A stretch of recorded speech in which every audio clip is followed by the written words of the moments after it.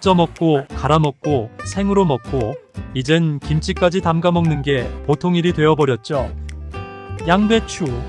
친숙하고 세계 3대 장수 음식으로 꼽혀 많은 사람들이 일상적으로 먹고 있지만 사실 사람에 따라 독이 되기도 하고 약이 되기도 하는데요.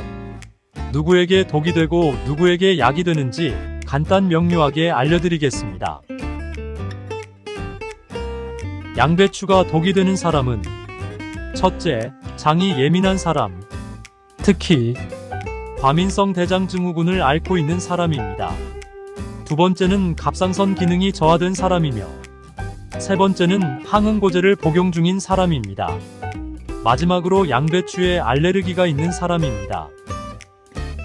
반대로 양배추가 약이 되는 사람은 소화가 잘 안 되는 사람, 면역력이 약한 사람, 심장이 약한 사람, 암 예방이 필요한 사람, 마지막으로 체중 관리가 필요한 사람입니다. 이제부터는 양배추가 왜 독이 되고 왜 약이 되는지 알아보겠습니다. 먼저 양배추가 독이 되는 이유입니다. 첫째로 장이 예민한 사람입니다. 양배추에는 라피노스라는 성분이 들어있는데요. 이 성분이 대장까지 가 발효되면서 가스를 만들고 팽만감을 유발할 수 있습니다. 따라서 장이 예민한 사람은 양배추를 많이 드시면 속이 답답할 수 있습니다. 다음은 갑상선 기능이 저하된 사람입니다. 양배추에 있는 글루코시놀레이트라는 성분이 몸 안에서 티오시안산염으로 분해되는데 이것이 갑상선 호르몬의 생산을 방해할 수 있습니다. 그래서 갑상선 기능이 저하된 사람은 양배추 섭취를 조심해야 합니다. 항응고제를 복용하고 있는 사람도 양배추를 피해야 합니다. 양배추는 비타민 K를 풍부하게 함유하고 있는데 비타민 K는 몸에 상처가 났을 때 피를 멈추게 하는 효과가 있습니다. 하지만 반대로 혈액을 묽게 만들 필요가 있는 사람에게는 독이 됩니다. 항응고제의 효과를 약화시킬 수 있기 때문입니다. 그러니 항응고제를 드시는 분들은 양배추를 드시기 전에 반드시 의사와 상의하셔야 합니다. 마지막으로 양배추 알레르기가 있는 사람입니다.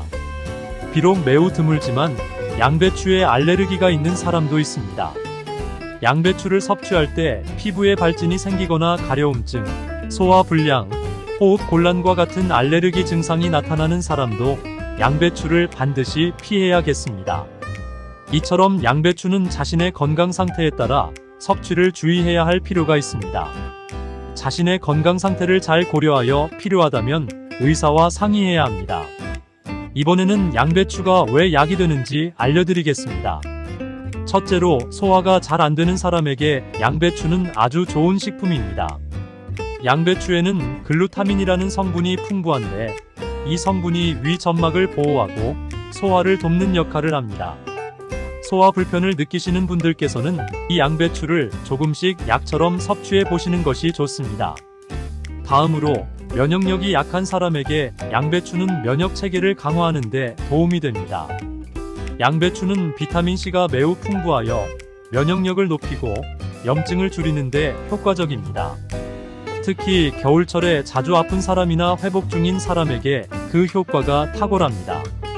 심장 건강을 챙기시는 사람에게도 양배추는 매우 유익합니다. 양배추에는 칼륨과 섬유질이 많이 들어있어 혈압을 낮추고 콜레스테롤 수치를 개선하는 데 도움을 줍니다. 심혈관 질환을 예방하고자 하시는 분들은 양배추를 꾸준히 드시면 좋습니다. 또한 암 예방이 필요한 사람에게 양배추는 특별한 이점을 제공합니다.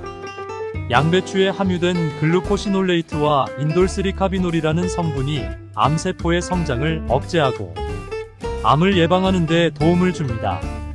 이 성분들은 특히 대장암과 같은 특정 유형의 암 예방에 효과적입니다.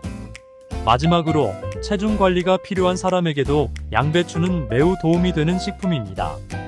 양배추는 낮은 칼로리와 높은 섬유질을 제공하여 먹고 나서 오랜 시간 동안 포만감을 느끼게 해줍니다. 이는 과식을 방지하여 체중을 감량하는 데 큰 도움을 주죠. 이처럼 양배추는 일반적인 사람에게는 여러 가지 건강상의 이점을 제공합니다. 이러한 효과 때문에 서양에서는 양배추를 위해 치료사라는 별명으로 부르기도 합니다. 이제 양배추를 어떻게 섭취하면 좋을지 유형별로 알려드릴게요. 장이 예민한 사람은 양배추를 살짝 찌면 소화가 쉬워지고, 가스 발생이 줄어들어 속이 답답한 복부 팽만가스 문제를 줄일 수 있습니다. 이렇게 조리한 양배추에 올리브 오일을 살짝 뿌려 드시면 맛도 좋아지고 올리브 오일의 이로운 효과도 함께 누릴 수 있습니다. 다음으로 갑상선 기능이 저하된 사람이나 항응고제를 복용하고 있는 사람은 양배추의 섭취량을 줄이거나 푹 익혀서 드시는 것이 좋습니다. 이 경우 섭취 전에 의사와 상의하는 것이 중요합니다. 소화가 잘 안 되는 사람에게는 양배추를 갈아 만든 생즙이 특히 도움이 됩니다. 양배추 생즙은 위 점막을 진정시키고 소화를 촉진합니다. 이때 사과나 당근을 추가하면 맛이 좋아지고 사과와 당근의 영양소도 함께 섭취할 수 있습니다. 면역력이 약한 사람은 생 양배추를 샐러드로 만들어 먹거나 즙을 내어 먹는 것이 좋습니다. 비타민C가 풍부한 양배추는 면역 체계를 강화하는데 큰 도움을 줍니다. 만약 생 양배추의 향에 거부감이 있다면 여기에 감귤을 추가하면 맛과 효과를 더욱 향상시킬 수 있습니다. 심장 건강을 챙겨야 하는 사람도 양배추를 꼭 챙겨 먹어야 합니다.